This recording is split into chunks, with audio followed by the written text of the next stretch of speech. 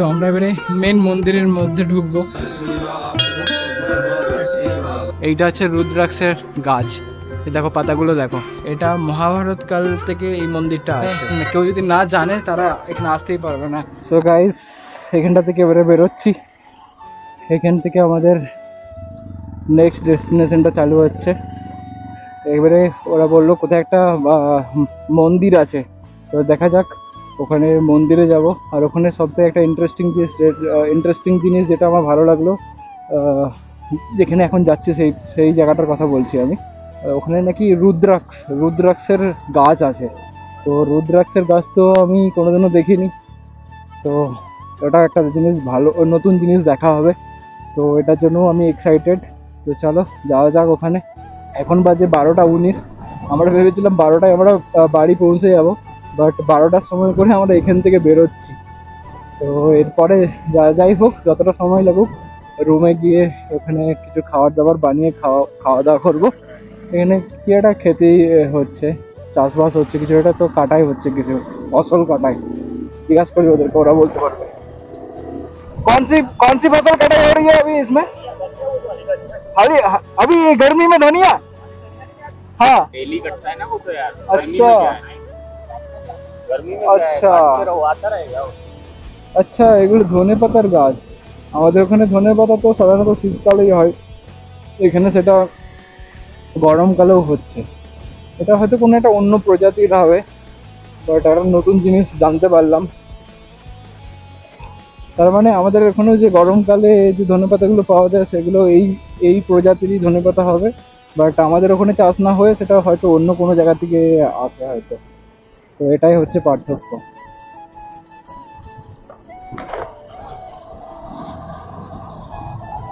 मंदिर कितना दूर है यार? अच्छा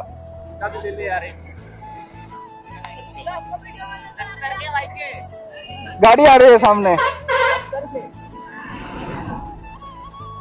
क्या अंदर जाना था? कौन से किधर से? ये अंदर गेट से दिख रहा है।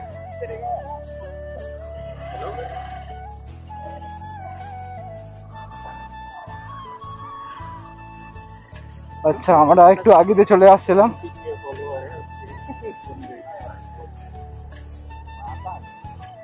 ওকে, এটা হচ্ছে মন্দিরের গেট। তো আমাদেরকে এটা দিয়ে যেতে হতো, আমরা একটু আগে চলে গেছিলাম, সেই জন্য আবার ঘুরে আসলাম। একদম পিওর গ্রামের মধ্যে দিয়ে রাস্তা।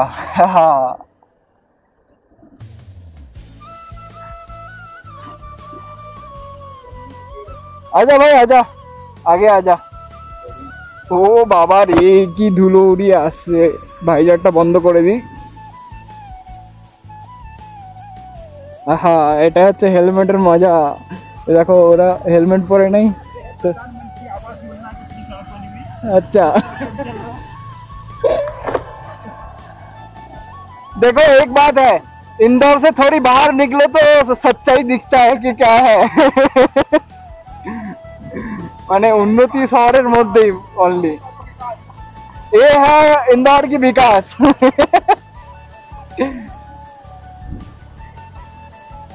তো একটা জিনিস সত্যি যে গ্রামের দিকে আসলে আসল কত, মানে আসলেই কতটা বিকশিত সেটা দেখতে পাওয়া যায় বা জানতে পারা যায়। কারণ শহরের মধ্যে তো সবকিছুই টিপটাপ এবং চকচকে ঝামা চকচকে চারদিকেই লাগে, কিন্তু গ্রামের মধ্যে আসলে সেটা আসল বুঝতে পারা যায় যে কিরকম টাইপের এখানে উন্নতিটা। দেখতে পাচ্ছ রাস্তা কতটা খারাপ, একদম কিরকম টাইপের রাস্তা, ধুলো উড়ছে। ও বাট যাই হোক, এটাও আমরা মজা করছি।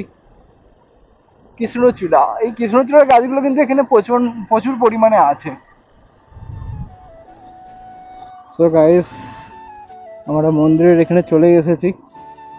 মন্দিরটা যাওয়ার রাস্তাটা এই যে আমার ডান দিকটা দিয়ে, তো আমরা এখন ডান দিকের এদিকে যাব। আর কোনটা রুদ্রাক্ষের গাছ সেটা দেখার জন্য আমি খুব এক্সাইটেড। कौन सा है रुद्राक्ष का पौधा कौन सा है? रुद्राक्ष, अच्छा এর ভেতরে আছে।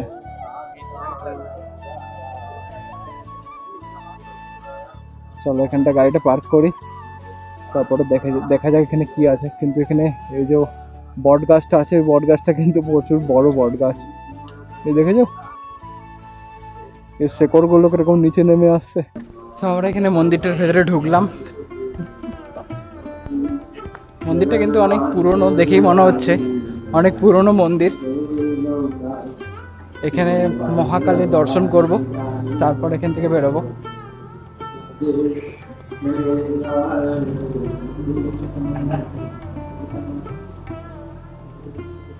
একদম গ্রামের মধ্যেই মন্দিরটা, একদম মানে বলতে পারো যে যেখানে কেউ যদি না জানে তারা এখানে আসতেই পারবে না, এতটা ভেতরে মেন রাস্তা থেকে।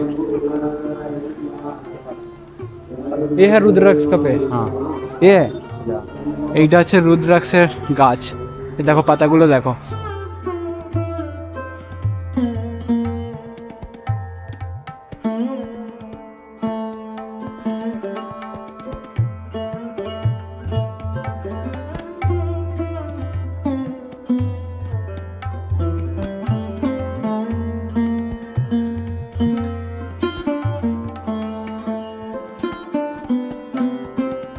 ये रुद्राक्ष का बोल रहे हैं, ये है रुद्राक्ष का पेड़।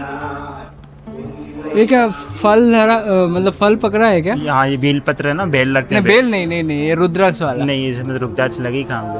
रुद्राक्ष लगी नहीं है ना, इसलिए मैं देख रहा हूँ कि कुछ दिख नहीं रहा है। তো যাই হোক, গাছটা তো দেখতে পেলাম। রুদ্রাক্ষ তো সাধারণত আমরা দেখি কোথাও কোথাও না কোথাও দেখতেই পাই, কিন্তু গাছ আমরা জানি না যে রুদ্রাক্ষের গাছটা কিরকম দেখতে।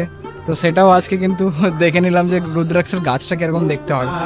তো আমরা এবারে মেন মন্দিরের মধ্যে ঢুকবো।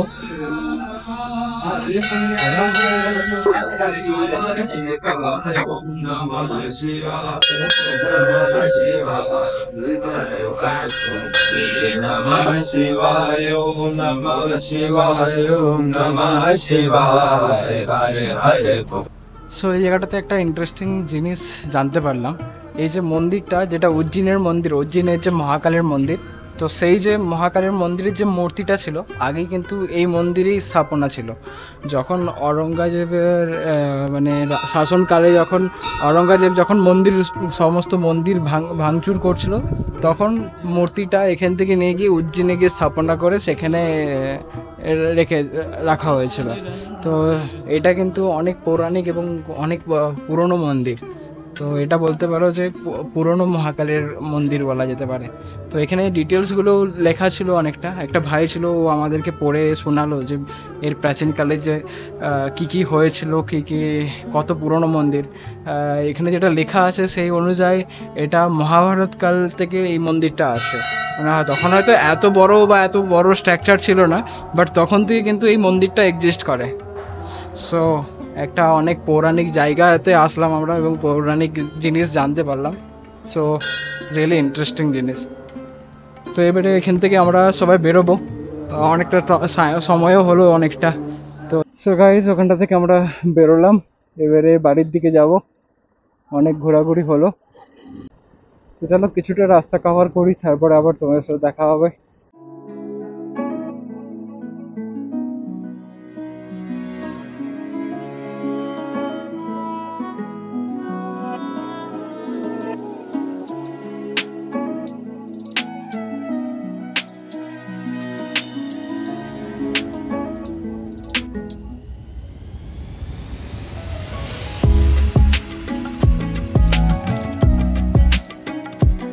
সো গাইস, আমরা পেয়াজিনগরে এসে পৌঁছালাম। অনেকটা রাস্তা আমরা ট্রাভেল করলাম আজকে, দিয়ে এখানটা দাঁড়ালাম একটু আখ জুস খাবো বলে। তো আখ জুস আমাদের রেডি হচ্ছে, ততক্ষণ আমরা একটু ওয়েট করি। এই গাছের ছাওয়াতে আমরা দাঁড়িয়ে আছি। তো এখানে আখ জুস খাওয়ার পর তারপরে বাড়ির দিকে রওনা হব। তো গাইস চলো, আখ জুসটা খাওয়ার পর তারপরে তোমার সাথে দেখা হবে। A few moments later. তো গাইস, ওখানটা থেকে আখ জুস খাওয়ার পর রাইডটা কন্টিনিউ করছি, আর আমরা বাড়ির খুব কাছাকাছি চলেও এসেছি। সো আজকের ব্লগটা আমি এখানেই শেষ করবো। অ্যান্ড যারা আমার চ্যানেলটা সাবস্ক্রাইব করেনি, প্লিজ তারা আমার চ্যানেলটা সাবস্ক্রাইব করো, এবং ভিডিওটা যদি ভালো লেগে থাকে তাহলে আমার ভিডিওটাতে একটা লাইক দিয়ে জানিও। সো গাইস, আবার দেখা হবে তোমাদের সাথে আরেকটা নতুন ভিডিওর সাথে। So bye bye.